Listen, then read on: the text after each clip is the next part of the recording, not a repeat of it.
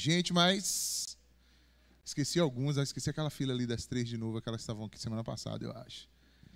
Vamos, e quem está visitando o Aprisco aqui hoje, por favor, fica de pé, aí para a gente ver vocês. Fica tranquilo, é só para a gente conhecer vocês mesmo. Olha só, fica um pouquinho, um instante. Olha a gente em volta aí. Como é que a gente diz os nossos visitantes, pessoal? 1, 2, 3. Valeu aí. É claro, a gente não só grita, a gente levanta do lugar, a gente cumprimenta vocês, dá boas-vindas, dá um abraço. Sejam bem-vindos, em nome de Jesus. Esperamos que vocês voltem outras vezes. Que Deus abençoe.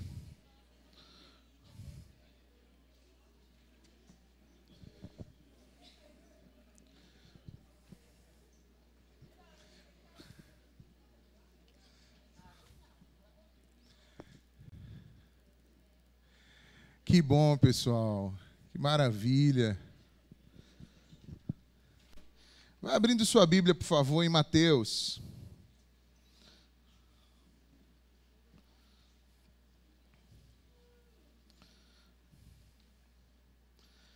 O tema da gente hoje, da nossa mensagem, do sermão desse domingo, nós vamos falar sobre obediência. E a importância da obediência a Deus.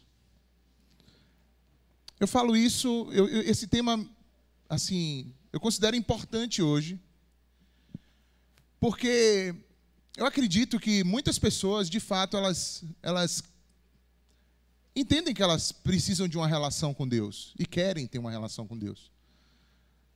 Até mesmo porque muita gente pensa assim, poxa, eu sem Deus não sou o quê? Não sou nada. Não sou nada. Sem Deus eu não sou nada. E realmente, se não fosse Deus, a gente nem aqui estava. Se não fossem as misericórdias do Senhor, a gente nem aqui estava.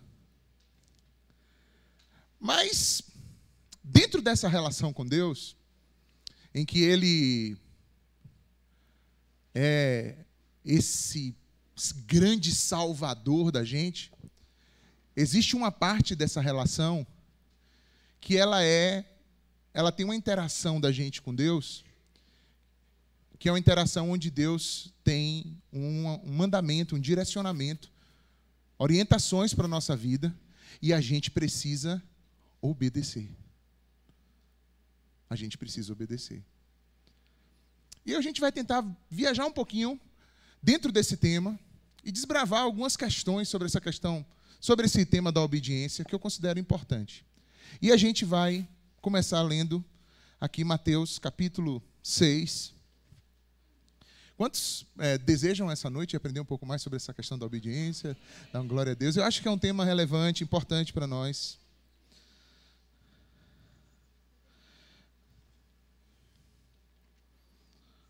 Mateus 6.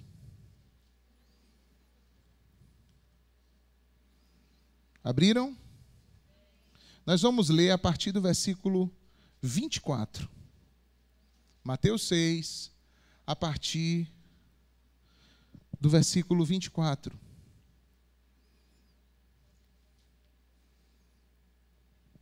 Quem não tiver uma Bíblia, pode acompanhar aqui no projetor. Vai acontecer.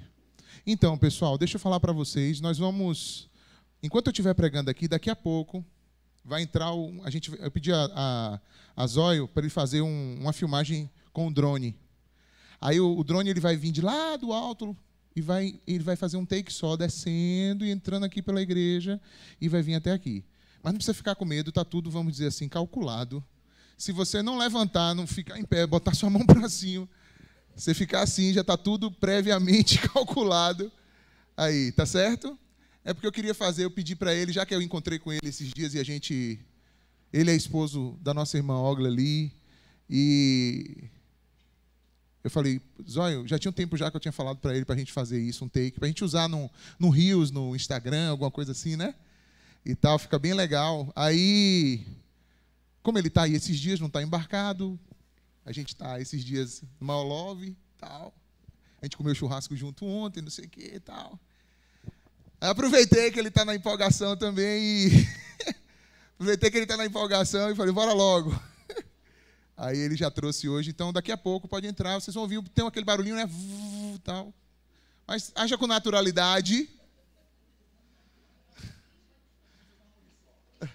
É como se fosse uma muriçoca naquele filme Parque dos Dinossauros, sabe?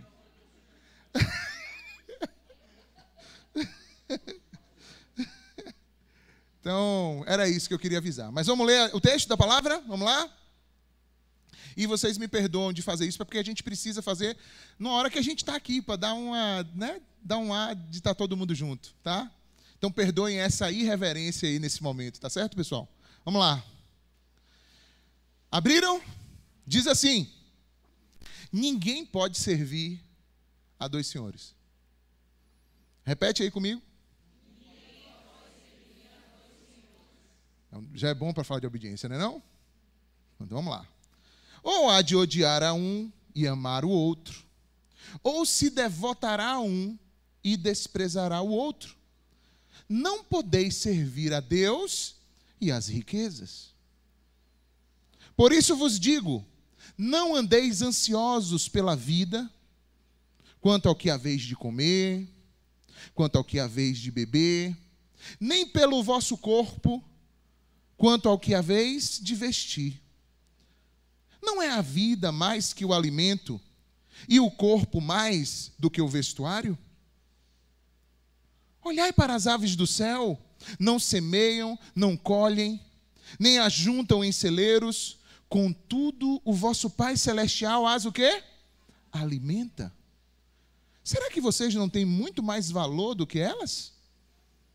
Qual de vós poderá, com as suas preocupações, acrescentar uma única hora ao curso da sua vida? E quanto ao vestuário, por que andais ansiosos? Observai como crescem os lírios do campo, eles não trabalham nem fiam.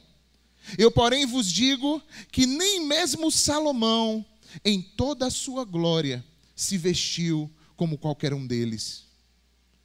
Se Deus assim veste a erva do campo, que hoje existe e amanhã é lançada no forno, não vestirá muito mais a vós, homens de pequena fé. Portanto, não andeis ansiosos, dizendo: o que comeremos? O que beberemos? Ou com que nos vestiremos? Pois os gentios procuram todas essas coisas. E de certo, o vosso Pai Celestial bem sabe que necessitais de todas elas. Mas o que, pessoal? Buscai em primeiro lugar o reino de Deus e a sua justiça, e todas as demais coisas vos serão acrescentadas. Portanto, não andeis ansiosos pelo dia de amanhã, pois o amanhã se preocupará consigo mesmo. Basta a cada dia o seu próprio mal. Vamos orar?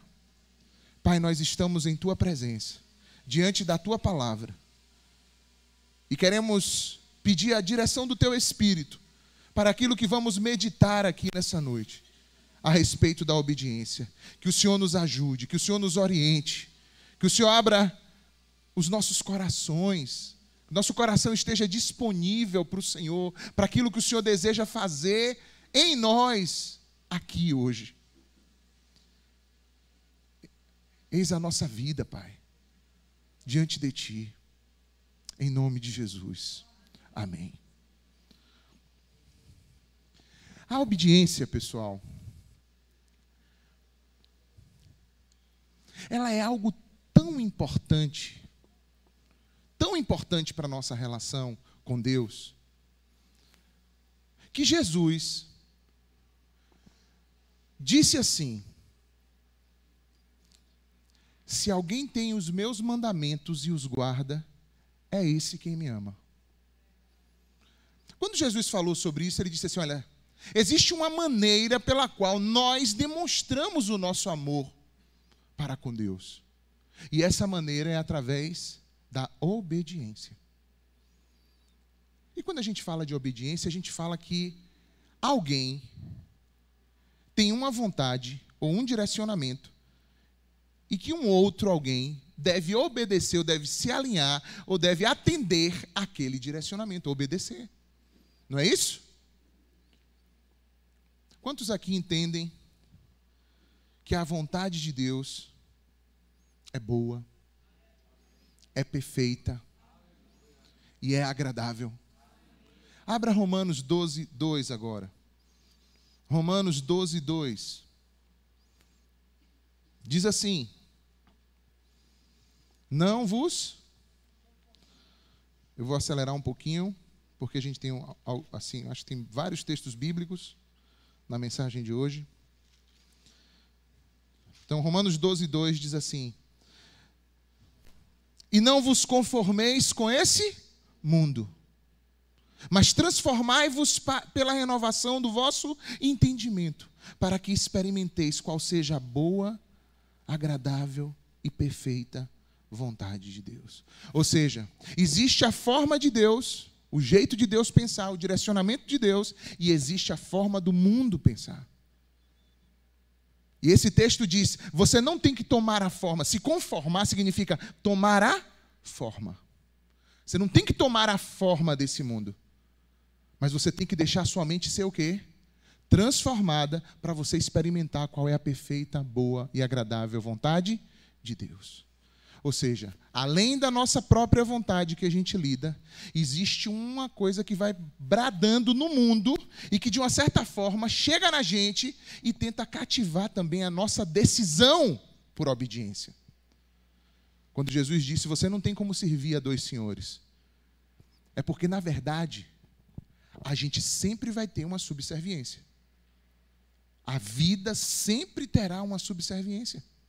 Mesmo a pessoa que diz, eu é que mando em mim, ela, na verdade, está declarando uma subserviência à sua natureza pecaminosa, imperfeita. Quando ela diz, eu que mando, eu que tomo... Não, na verdade, você está simplesmente dizendo, olha, o seu Senhor é um Senhor terrível, porque é um Senhor pecaminoso, imperfeito. É um Senhor que vai levar você a tomar decisões que você depois vai se arrepender. Então, todo mundo tem uma subserviência a algo, a alguém. Agora, a gente precisa saber a quem vai obedecer. E dentre essa escolha de obediência, Cristo decidiu manifestar uma obediência ao Pai. Sim ou não? Abra Filipenses agora, capítulo 2. Olha o que diz esse texto. Filipenses capítulo 2, versículo 5.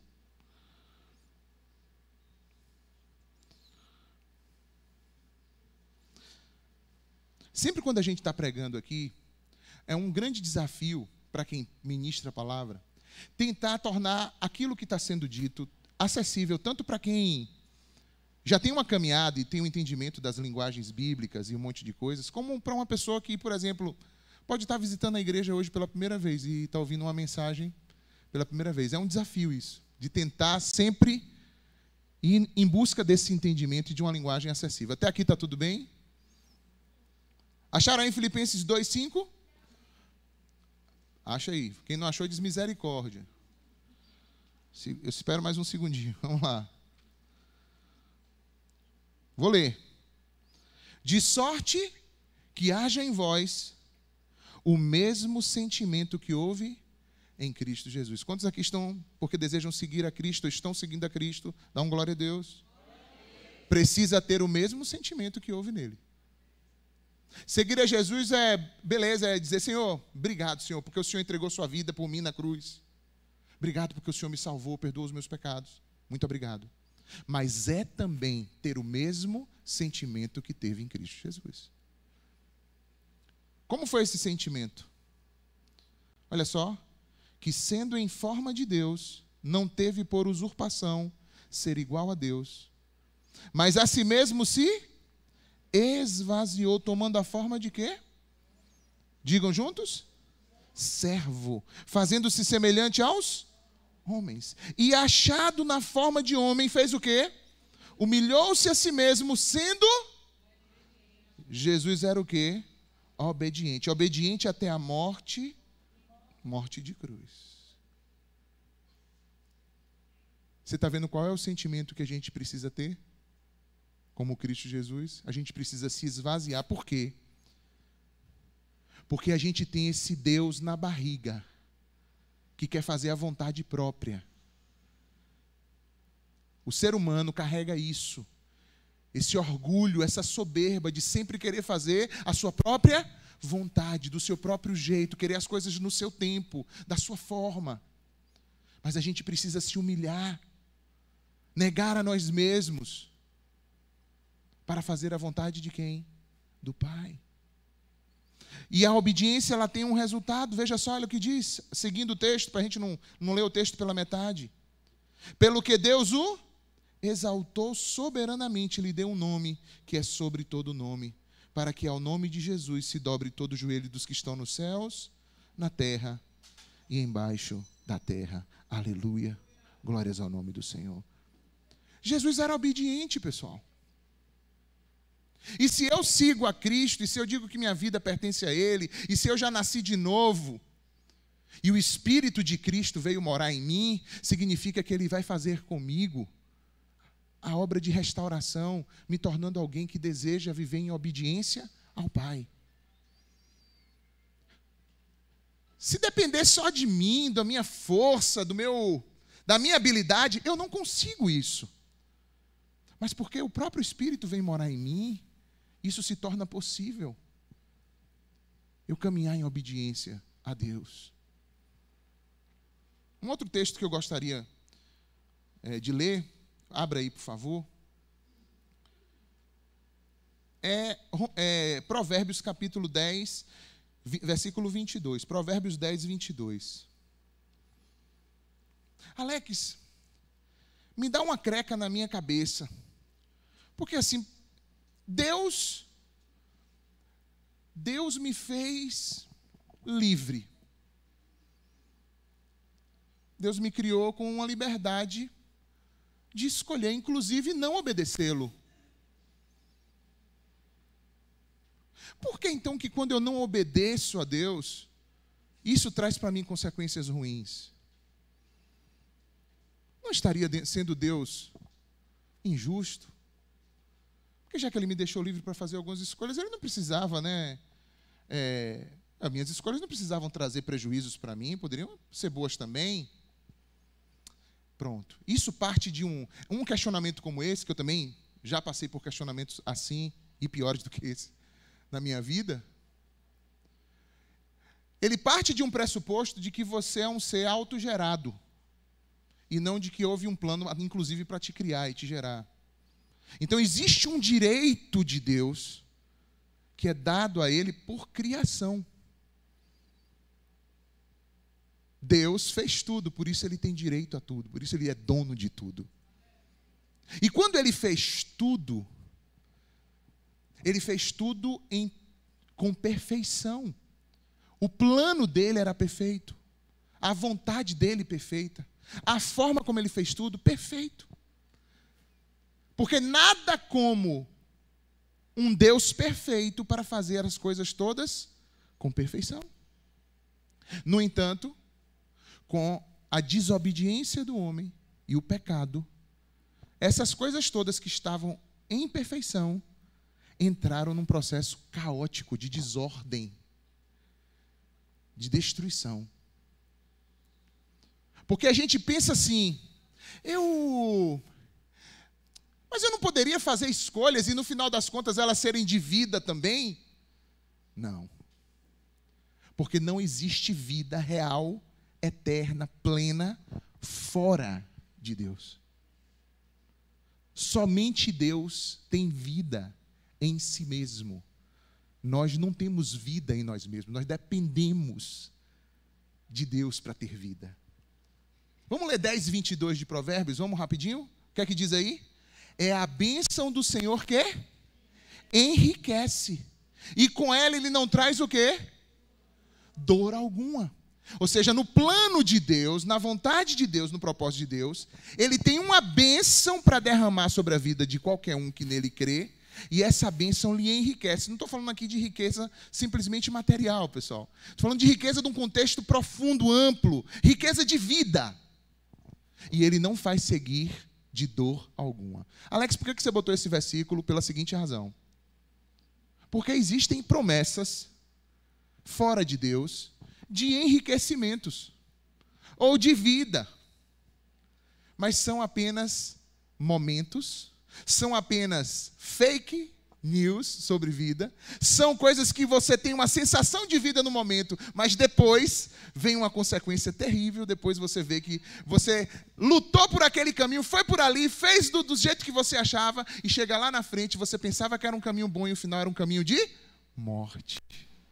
Porque tem muitos caminhos que ao homem parecem ser bons, mas o fim deles é morte. Agora, abra, por favor, Lourdes querida, segura, João 5,26. Olha esse texto de João 5,26. Acharam? Olha o que diz. Pois assim como o Pai tem vida em si mesmo, assim também deu ao Filho, quem? Jesus, ter vida em si mesmo. Por isso que Deus, Ele está numa esfera diferente da nossa. Deus, Ele não simplesmente existe. Por isso que é tão difícil você querer dizer, eu vou provar a existência de Deus. Deus não é um ser que caiba no processo de existência. Ele simplesmente é. Quando Moisés foi chamado por ele para ir libertar o povo, Moisés perguntou para ele, mas quando eu chegar lá, como é que eu vou me apresentar? Eu vou dizer para eles o quê? Quem é que me mandou para libertar esse povo? E por que o faraó vai obedecer isso? Eu sou um cara simples, até meio gago. Eles vão obedecer por quê? Quem enviou? Você vai dizer para ele, olha, você vai dizer para eles que eu sou, te enviou. Eu sou. Quem é Deus? Deus é quem Ele é. Ele não está no campo da existência. Quando a Bíblia começa, ele é o primeiro versículo da Bíblia. Você não vai ver alguém contando uma história, como é que Deus veio a existir e tal, não. A Bíblia já chega assim com o pé na porta. No princípio, Deus criou os céus e a terra. Porque Deus não tem início e nem tem fim. Ele é eterno. E na física, na ciência, há uma comprovação de que tudo que existe precisa de uma causa anterior que a tenha gerado. E tem que ter uma causa que não teve causa, porque senão você não encontra o início. E essa causa que nunca teve causa é Deus. E esse Deus, dentro da sua soberania, e que vive, e que tem vida em si mesmo, deu a possibilidade de todos nós recebermos vida. Porque nele existimos e nos movemos. Em Deus nós existimos. Então a gente sim veio a existir, porque existe um Deus que é. E esse Deus que é perfeito. E fez um plano perfeito para todos nós. Amém até aí?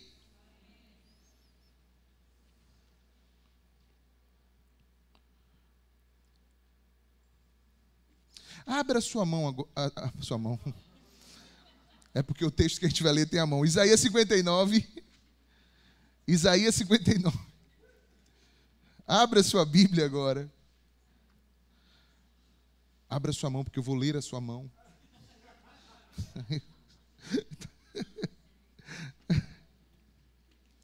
Isaías 59.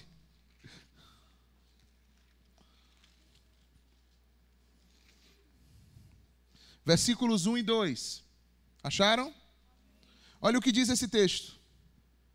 Certamente, a mão do Senhor não está encolhida para que não possa salvar. E nem surdo o seu ouvido para que não possa ouvir. Mas são as vossas iniquidades que fazem divisão entre vocês e o vosso Deus. E são os vossos pecados que encobrem o seu rosto de vós para que não vos ouça.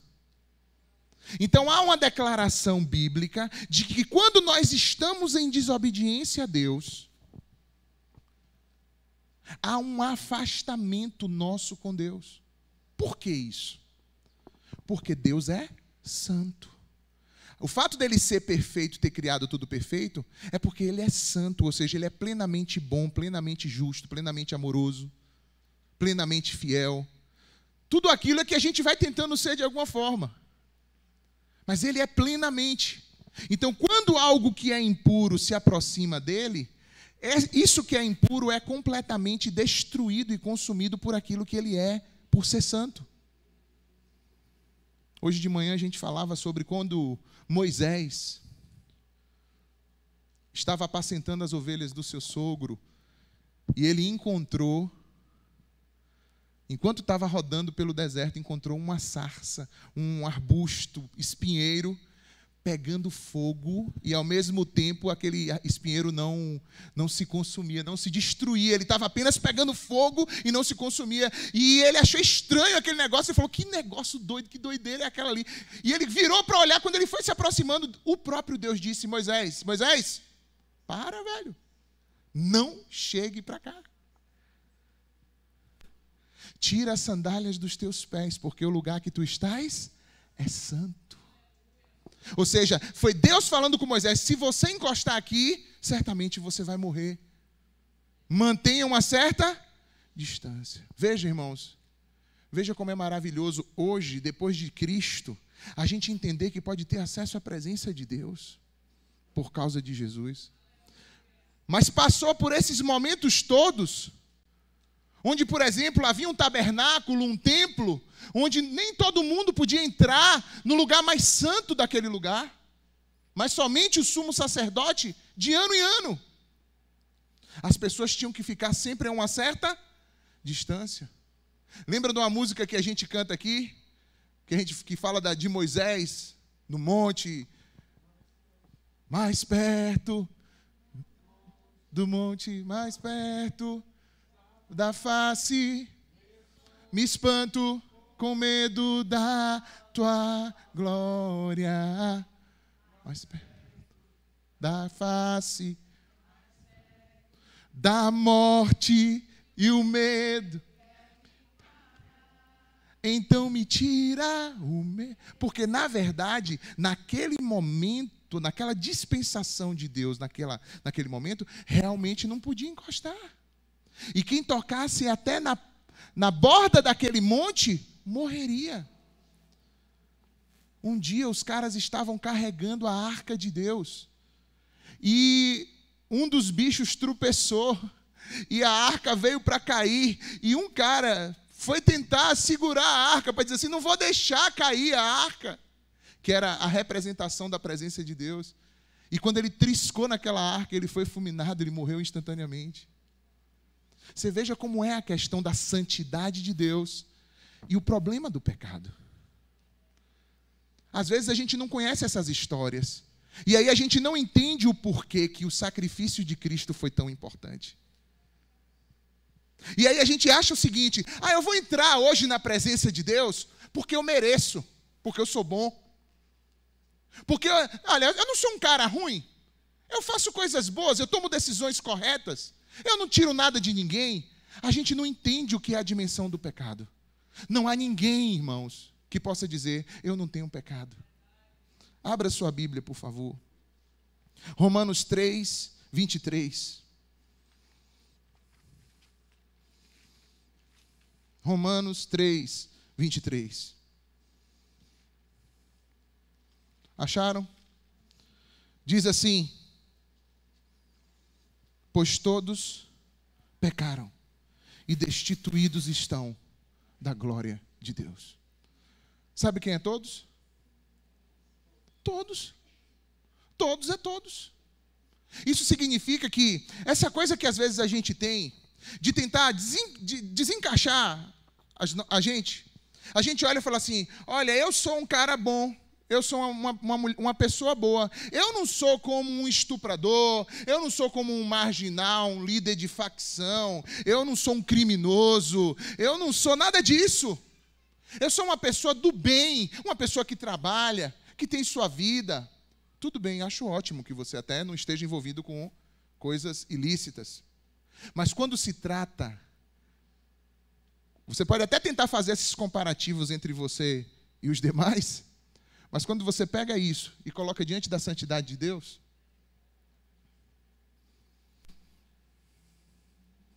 não tem comparação. Todos nós estaríamos eternamente destituídos da glória de Deus se não fosse pelo sacrifício de Jesus Cristo. É por isso que a gente precisa receber Jesus. Por mais que você se ache legal, não se trata de ser legal ou não. Se trata de estar morto nos seus delitos e pecados e precisar de Cristo para te ressuscitar dessa situação e te fazer ter uma nova vida nele. Os nossos pecados fazem separação entre nós e o nosso Deus. Mas Deus não deixou isso, por isso Ele enviou Jesus. Ele nos deu seu Filho. E você sabe por que Jesus e o sangue de Jesus tem poder para salvar? Vocês sabem uma das razões por quê? Porque Jesus foi obediente. E obediente até a morte de cruz. Se Jesus tivesse cometido pecado, o seu sacrifício não seria válido por nenhum de nós. A palavra de Deus diz que em tudo ele foi tentado, mas não cometeu pecado. E por isso, o sangue dele cumpre a necessidade da justiça de Deus pelos pecados, não só daquele pessoal daquela época, para todos os homens de todos os tempos. Porque Deus amou o mundo de tal maneira que deu o seu Filho unigênito, para que todo aquele que nele crê não pereça, mas tenha a vida eterna. Agora eu te pergunto, você já compreendeu essa mensagem do Evangelho, meu irmão, minha irmã? Você já entendeu que é sobre isso que nós pregamos aqui dia e noite, o tempo todo? É sobre isso.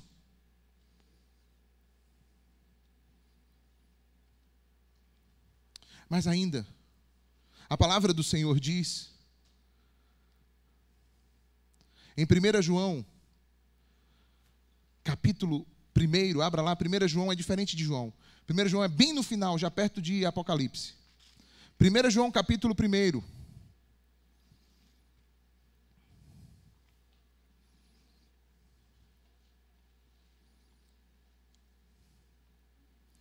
A partir do versículo 5. Quem achou, diga amém. Não, tem que ser amém. Isso. Quem não achou, diz misericórdia.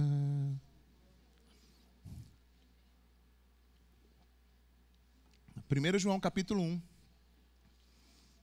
versículo 5 em diante, diz assim: essa é a mensagem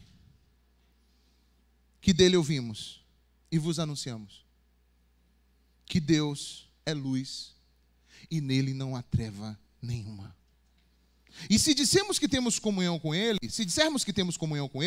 e andamos nas trevas, nós mentimos e não praticamos a verdade.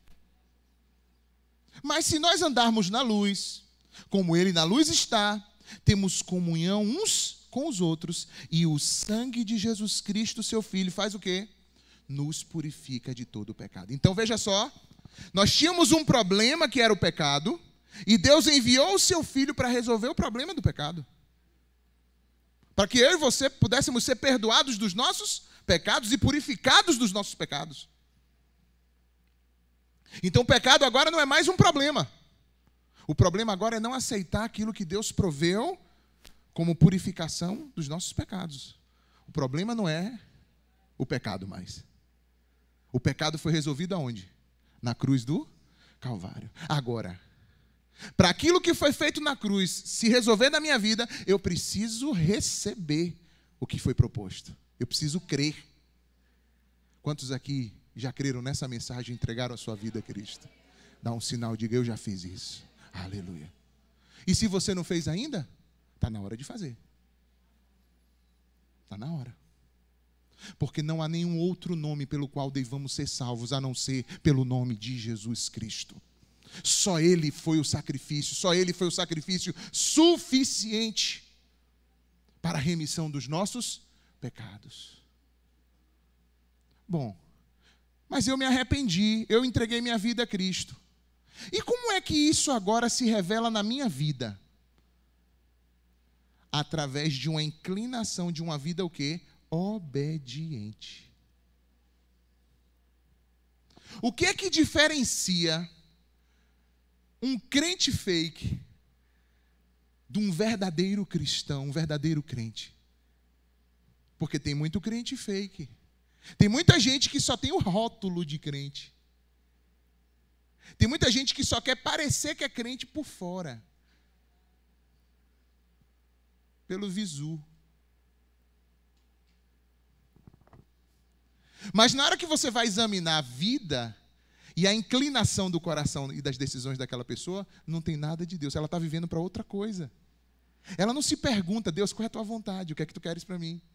Senhor, eu quero fazer o que tu queres. Acorda de manhã. Quem é crente, pessoal? Quem entregou a vida de fato para Jesus? Quem tem o Espírito Santo habitando dentro de si, não vive mais para si, não. O tempo todo você fica assim, sim, pai, mas tu quer o que mesmo de mim? Sim, pai, mas tu quer o que mesmo de mim? Sim, pai, tu quer mesmo de mim? Você tem um desejo contínuo, mesmo que você seja ainda tropeçante, vacilante, ainda que você tome meio mundo de topada, mas você não quer mais acomodar com vida de pecado, você quer a vontade de Deus para a sua vida. Aleluia. Isso é a regeneração, isso é a vida nova que é gerada, porque não é cumprir padrões morais. Se converter a Jesus pela mensagem da fé, como eu estou pregando com fé, a mensagem da salvação, a mensagem em Cristo.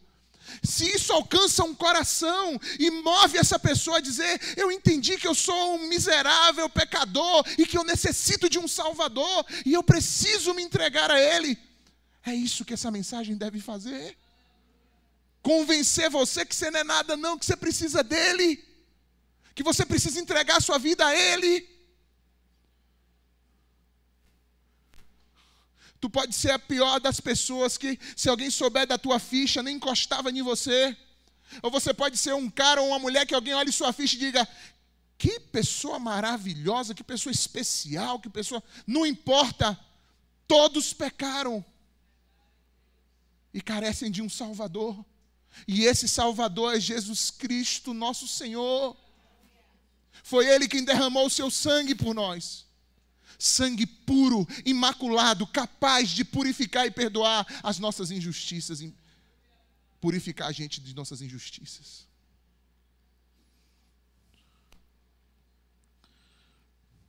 Se dissermos que não temos pecado nenhum, enganamo-nos a nós mesmos e não há verdade em nós. Mas se confessarmos os nossos pecados, Ele é fiel e justo para nos perdoar os pecados e nos purificar de toda injustiça. Se nós dissermos que não pecamos, nós estamos fazendo Deus mentiroso e a sua palavra não está em nós.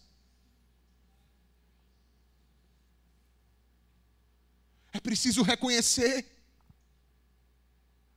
Se você não reconhece o seu estado de miséria absoluta espiritual, você não vai entender por que você tem que receber o sacrifício de Cristo e dar sua vida para Ele.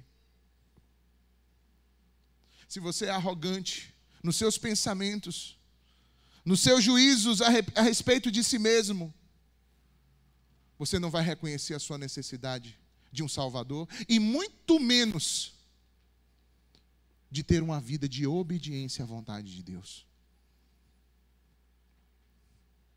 Ainda abra em 1 Pedro. É aí pertinho, tá? Só é voltar umas páginas. 1 Pedro, capítulo 2. Estão com a Bíblia aí? Estão manuseando, pessoal? Glória a Deus. A partir do versículo 11. Amados, eu peço a vocês, como peregrinos e forasteiros, que vos abstenhais das concupiscências da carne, as quais combatem contra alma. Qual o problema do pecado? O pecado combate contra aquilo que Deus quer fazer na sua vida. O pecado é um desvio do propósito de Deus para a sua vida. Qual o problema do pecado? Quando você está entregue para o pecado, você está se ocupando do pecado e se desocupando de fazer a vontade de Deus. Quando você está no pecado, você está servindo a outro Senhor, mesmo que esse Senhor chame-se você mesmo, o si mesmo. Mas pode ter outros senhores às quais você está se prostrando ou servindo. E a gente tem que se examinar, a gente tem que olhar os nossos corações. Vamos lá, versículo 12. O vosso procedimento entre os gentios seja correto, para que naquilo que falam mal de vocês, como de malfeitores, observando as vossas boas obras, glorifiquem a Deus no dia da visitação. Sujeitai-vos a toda autoridade humana, por causa do Senhor, quer ao rei como soberano, quer aos governadores, como por ele enviados para o castigo dos malfeitores e louvor dos que fazem o bem. Pois é a vontade de Deus que, pela prática do bem, façais emudecer a ignorância dos insensatos, como livres, e não tendo a liberdade por pretexto da malícia, mas vivendo como servos de Deus. Vamos ler de novo o 16, que esse é central para mim, aqui para minha continuidade. Como livres, e não tendo a liberdade por pretexto de quê? Da malícia, mas vivendo como servos de Deus. Honrai a todos, amai os irmãos, temei a Deus, honrai o rei. Por que eu estou falando isso? Porque, se você não sabia, eu vou te falar uma coisa aqui.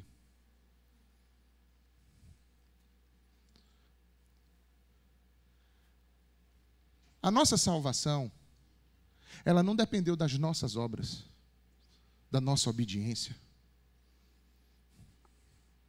A nossa salvação é exclusivamente ancorada e amparada na obediência de Cristo.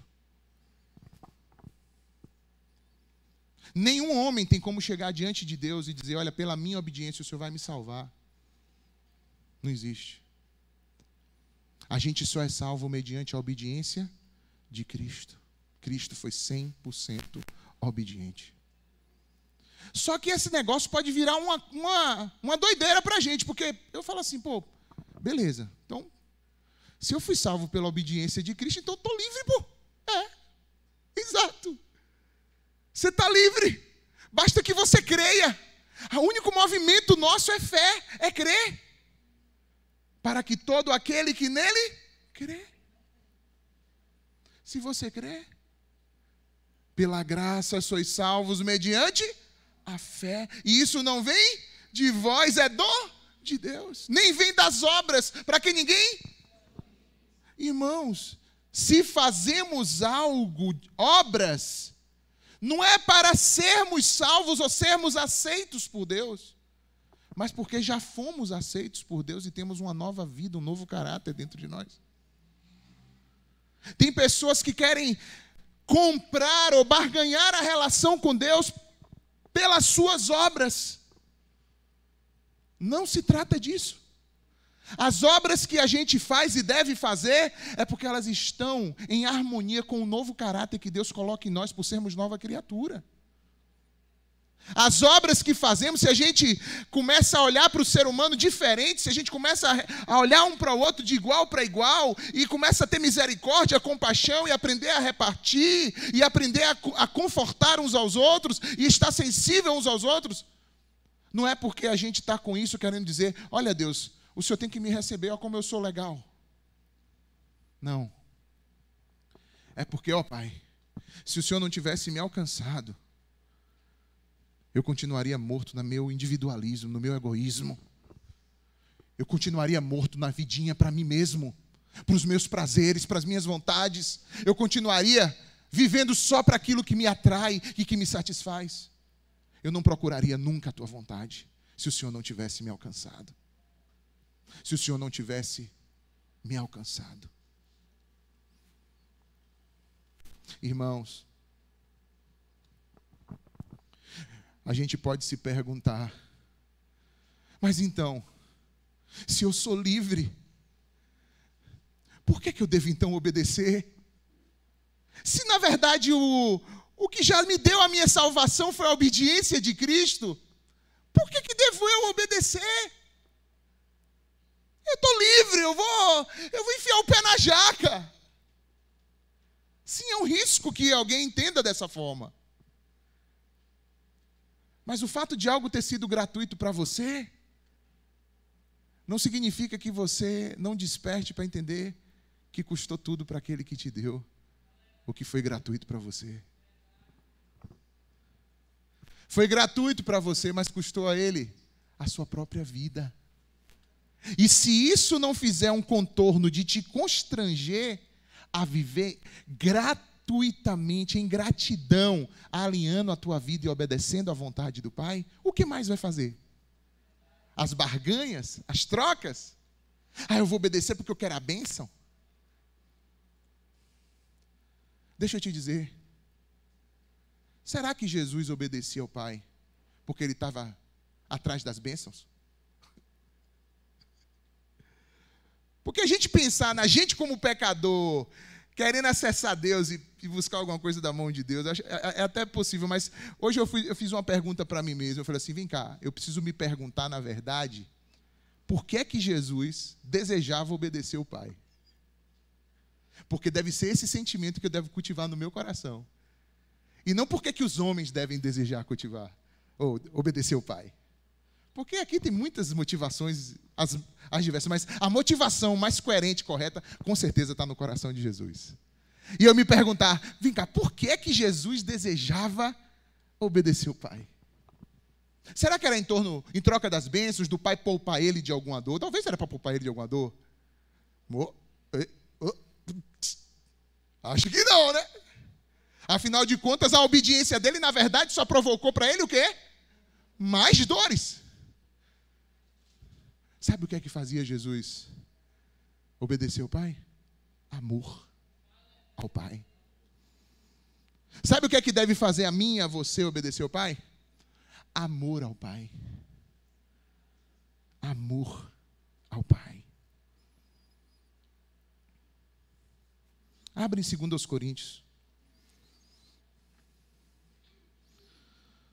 2 Coríntios. Capítulo 5.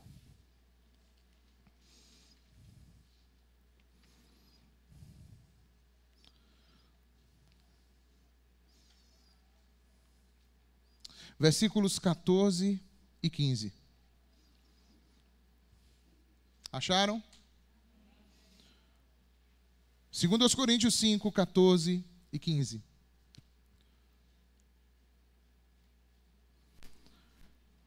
Peço aos irmãos do Atmosfera que sempre fiquem atentos aí, irmãos, às movimentações aí no banheiro. Vamos ter atenção, tá? E outra coisa que eu queria falar também, às vezes, nós temos um número maior de pessoas nos nossos cultos. Quando isso acontece, irmãos, principalmente os que são líderes, diáconos da igreja, primeiro, devem ceder seus lugares. Segundo, devem levantar um pouquinho, ficar atentos às movimentações. Você é diácono da igreja, você está aqui, você tem uma missão a mais. Você não pode ficar meio, assim, um pouco mais desconectado, não. Tem que estar conectado com as necessidades desse povo que se congrega aqui. Amém? Vamos lá. Eu falei o quê? 2 Coríntios 5, 14 e 15. Olha o que diz. Pois o amor de Cristo nos... Fala aí, o amor de Cristo nos constrange. Sabe por que eu devo obedecer? Porque o amor de Cristo me constrange, velho. Não dá. Não dá para caminhar mais do jeito que caminhava antes. Não dá mais para ficar de parceria, de amizade com a pecaminosidade, com esse sistema maligno, podre que está nesse mundo. Não dá. O amor de Cristo me constrange. Julgando nós isso. O quê? Um morreu por todos. Logo, todos morreram. E ele morreu por todos, para que os que vivem não vivam mais para si, mas para aqueles que por ele morreu e ressuscitou. Você entendeu por que é que Cristo morreu? Para que todos aqueles que creram nele vivam, não para si, mas para ele. Quantos já entenderam isso na sua vida? Quando a gente faz o apelo e diz, entregue sua vida a Cristo, o que a gente está apelando para você é justamente isso. Renuncie à sua vida. Renuncie à sua vida.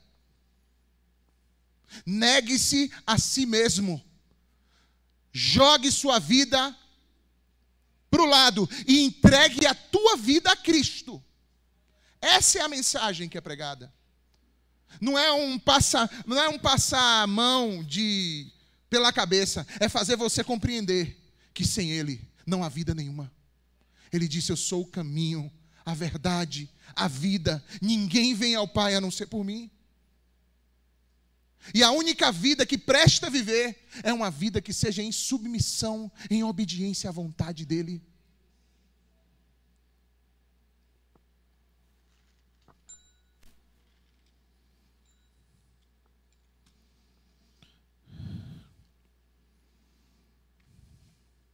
Então, dentro dessa aliança que nós temos com Deus, desse relacionamento, a gente gosta de ouvir a parte de Deus, porque Deus é fiel, Deus é amoroso, Deus é perdoador, Deus é isso, Deus é aquilo, massa. E a gente é o que dentro dessa aliança? Porque a aliança, ainda que ela seja sustentada unilateralmente, porque ela é sustentada somente por Deus. Quantas vezes você já bicou tudo, quantas vezes você já jogou tudo para cima, e Deus diz, eu não desisto de você não, meu filho. Eu não desisto de você não, minha filha. Você é meu, você é minha.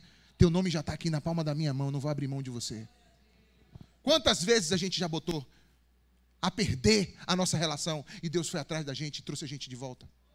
Ele sustenta na base sozinho. Agora, não é porque Ele sustenta na base sozinho que dentro da aliança não tem a nossa parte, a nossa resposta. E a nossa resposta chama-se obediência. Deus é fiel, Deus é maravilhoso, Deus é justo, Deus é isso, Deus é aquilo. E você? Eu preciso ser obediente. E obedecer não é simplesmente conhecer regras morais bíblicas e colocá-las em prática, não. É você dar lugar para o Espírito de Deus dentro de você e fazer o que Deus está mandando você fazer agora, hoje, amanhã, depois de manhã, de tarde, de noite. Por quê? Porque tem muita gente que, mesmo sendo cristão, já trocou há muito tempo a vida de obediência por uma vida religiosa, moral. Aí a pessoa faz, sabe o quê? Para ela é fácil entrar 50 vezes na igreja no ano. Uma frequência que eu considero baixa, uma vez por semana. É uma frequência mínima que eu considero. Uma vez por semana vir na igreja. Mínimo. Plausível. Para você desenvolver uma vida congregacional. Que precisa ter. Mas vamos lá. Tem gente que consegue vir 50, 100 vezes no ano na igreja. Mas já tem tempo que vem ignorando a voz do Espírito Santo, fazer coisas simples que o Espírito diz, eu quero que você faça isso aqui, pô. É só isso que eu quero que você faça. Mas a pessoa prefere fazer 10.000 coisas boas e morais para substituir aquela únicazinha que o Espírito Santo está dizendo, eu quero que você faça, é isso aqui, ó. Aí ela se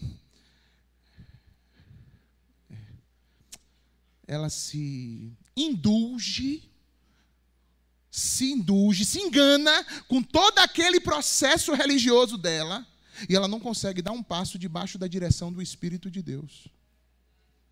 Isso é vida de obediência? Não, isso é vida religiosa. Agora eu lhe pergunto, você acha que foi para isso que Cristo nos chamou? Para a vida religiosa? Cristo não fundou religião. Cristo disse, segue-me.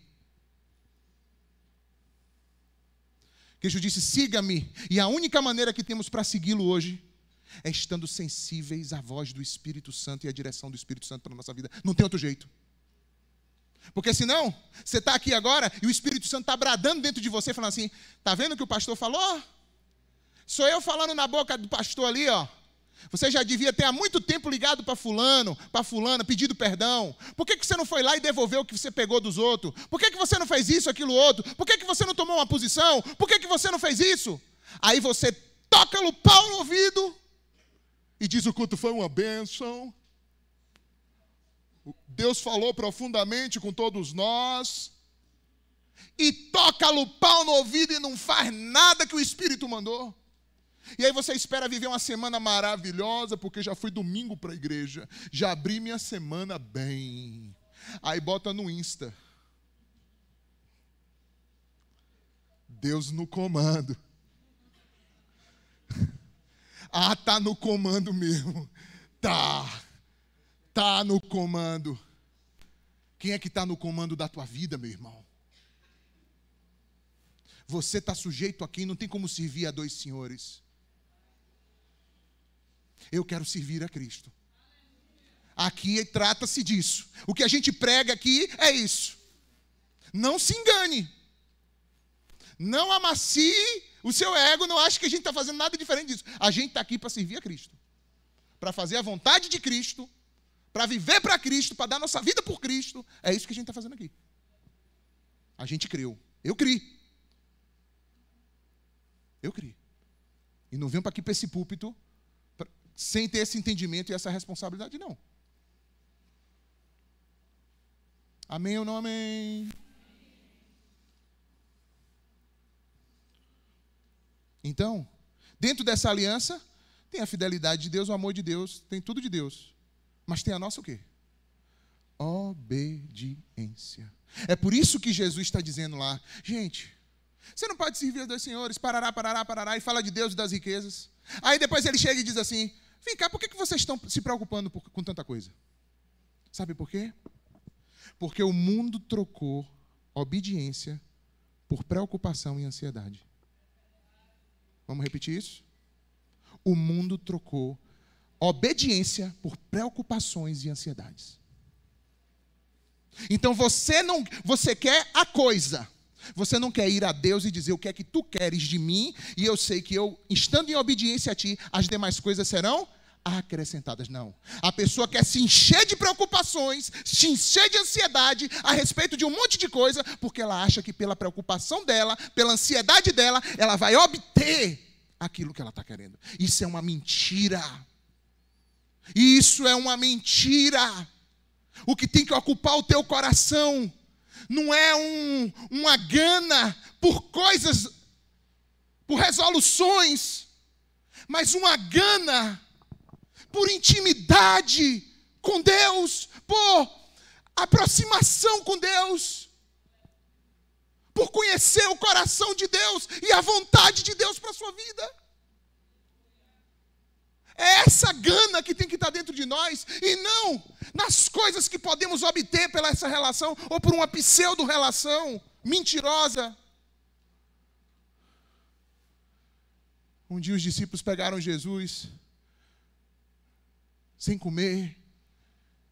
Eles foram comprar um lanche e voltaram, trouxeram um lanche para Jesus. Jesus disse, quando eles chegaram com o lanche: Senhor, a gente passou ali no Bob's, comprou um lanche para o Senhor. Pegamos um milk. Não, obrigado. Eu tenho uma comida que vocês não conhecem. Como assim? Trouxeram comida para o Senhor? Alguém veio na frente e trouxe comida para o Senhor? Ele foi. A minha comida é fazer a vontade do meu Pai e realizar a sua obra. Essa é a tua comida, meu irmão? Esse é o teu respirar? É esse o teu respirar? Esse é o teu pão? A gente nem conversou sobre isso, sobre a mensagem de hoje. Você me perguntou, eu não sabia o que é que eu ia pregar. Mas encaixou, que teve uma música que foi encaixada aqui. Vira e mexe acontece isso aqui, é mesmo um mover de Deus. É esse o teu pão? Porque para Jesus, se você encontrasse com Jesus de manhã: mestre, aí, o que é que vai ser do nosso dia hoje? Ele não falava assim: hoje nós vamos conquistar o mundo. Pink cérebro, não. Ele falava assim: hoje nós vamos fazer a vontade do meu Pai. É isso que está, é a gana do meu coração. É fazer a vontade do meu Pai, realizar a sua obra. Quantos aqui nessa noite dizem: eu preciso disso? Quantos aqui nessa noite dizem: eu quero viver? É isso aí, ó. Eu quero viver isso na minha vida. pois é a respeito disso que nós estamos pregando e vivendo. Nossa obediência, irmãos, não é meio da gente conquistar a salvação, mas uma resposta grata à salvação que nos foi dada gratuitamente por Ele. Aleluia. Abra ainda em Romanos. Romanos, capítulo 8.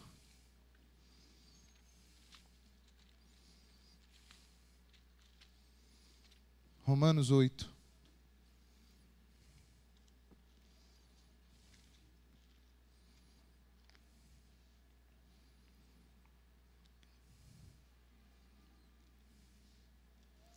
Versículo 14. Romanos 8, 14. Acharam?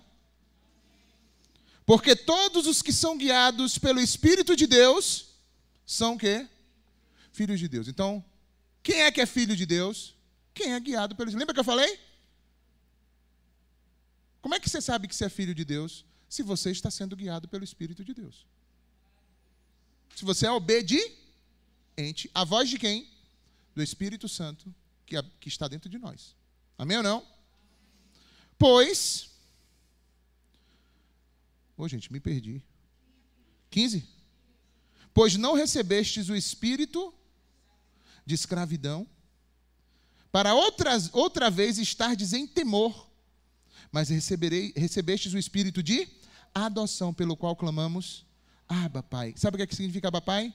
Paizinho. É uma forma carinhosa. O mesmo Espírito testifica com o nosso espírito de que somos filhos de Deus. E aí sim, se somos filhos, logo também somos o quê? Herdeiros. Herdeiros de Deus e co-herdeiros de Cristo. Se é certo que com Ele o quê? Padecemos, para que também com Ele sejamos glorificados. Aleluia. Aleluia. Aleluia. Quando nós obedecemos a Deus, nós estamos, na verdade, vivenciando e revelando a harmonia no espírito da gente com o Espírito de Deus. E isso testifica de que somos filhos de Deus. Agora veja que doideira. Segura essa aí agora. Lembra que eu falei que Deus é santo, né? E que Moisés tentou encostar na sarça e Deus disse o quê? Não encoste não. Não vem não. Se vier vai dar ruim para tu, velho. Fica na tua. E tira a sandália. Fica onde tu tá. Olha o que aconteceu. Deus enviou seu filho para morrer na cruz, perdoar os nossos pecados. E a partir do momento que você crê, preste atenção nisso, o Espírito de Deus vem morar dentro de você. Agora pense, olha só isso. Um Deus santo vem morar dentro de gente como a gente, todo cheio de trava e de problema. Um Deus que é santo morando dentro da gente. E aí é onde o apóstolo Paulo vai dizer, você vai ter uma briga acontecendo, a luta entre a carne e o Espírito. E um vai brigar com o outro aí dentro. Para quê? Para que você não obedeça aquilo que Deus quer para a sua vida. Mas veja que quem foi que deu o passo? Quem foi que disse, não importa, eu sei que tu é todo barreado, mas eu te amo e eu vou para ir para dentro e a gente vai trabalhar. Amém ou não? É isso, se trata disso, graça, andar com Deus, se trata do seguinte, olha, não é que eu vou conseguir fazer, não, Ele veio morar dentro de mim para me capacitar a fazer o que Ele quer. Não é na minha força, não é nem por força, nem por violência, mas pelo meu Espírito, diz o Senhor. Quando Ele está presente, Ele faz a obra. Qualquer coisa se torna muita coisa, porque é a presença dEle que transforma tudo. Aquela sarça era nada, era mais uma sarça no deserto, até que a presença de Deus se colocou nela. Ela se tornou algo completamente estrondoso. Você pode dizer, eu não sou nada, mas Deus dentro de você pode fazer tudo acontecer. Não se trata de você, se trata de quem Ele é. E do amor dele por você, que diz, abre só o teu coração e crê, porque o resto a gente vai resolver junto. Fica tranquilo.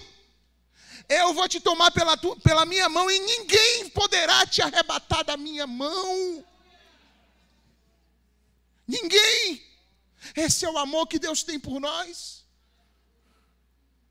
Esse é o passo que Ele deu. Por você, por mim. Confia nele. Descansa nele. Você, meu irmão, minha irmã. Descansa no Senhor e confia no que o Senhor está fazendo na sua vida. Descansa que não é você, não. É Ele que está fazendo em você. Confia, entra na dependência dEle. Ai, não consigo me libertar disso. Não consigo, porque talvez você está tentando do jeito errado. Você não se liberta de uma coisa investindo naquela coisa. Ou contra aquela coisa. Você se liberta daquela coisa investindo em intimidade, proximidade com Deus. Aí você vai sendo fortalecido pelo Espírito de Deus. E quando você menos esperar, você está fora. Deus arrancou pela raiz males terríveis. Quando você abater os olhos e falar assim, não acredito, eu estou livre. Estou livre, estou livre, estou livre. Porque foi Ele quem fez. Foi Ele quem fez.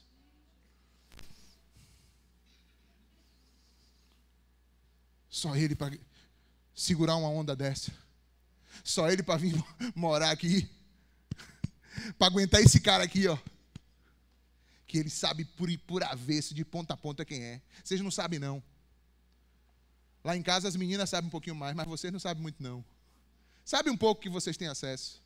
Mas Ele sabe tudo. Ele sabe o assentar, o levantar. Antes do pensamento se formar direito, Ele já está sabendo. Antes da palavra sair pela boca, Ele já sabe.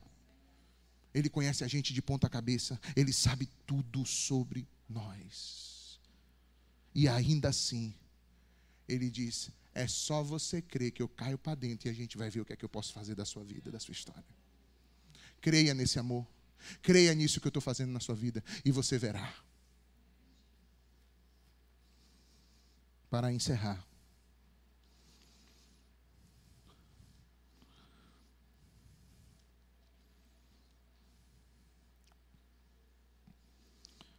Se a gente é obediente a Deus,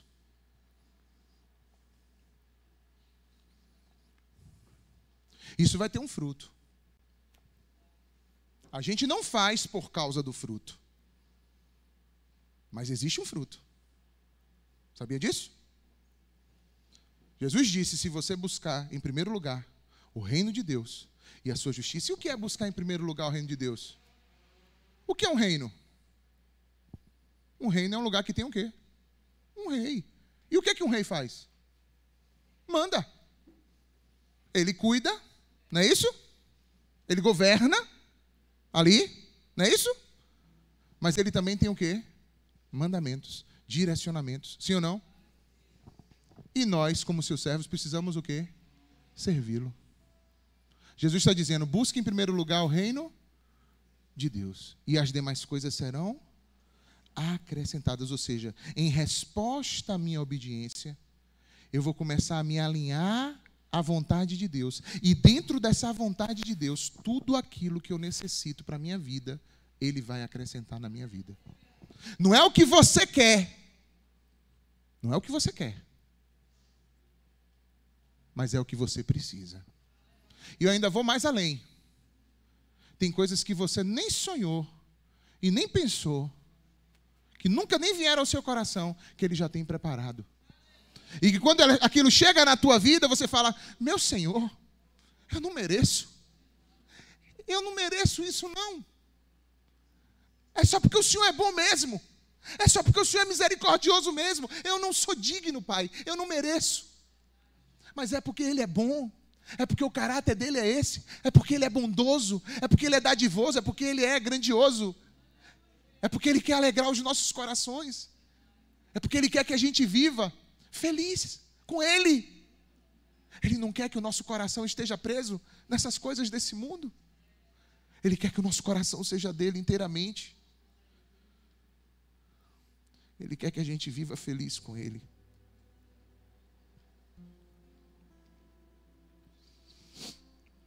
Você quer ter uma vida plena? Você quer ter uma vida abençoada?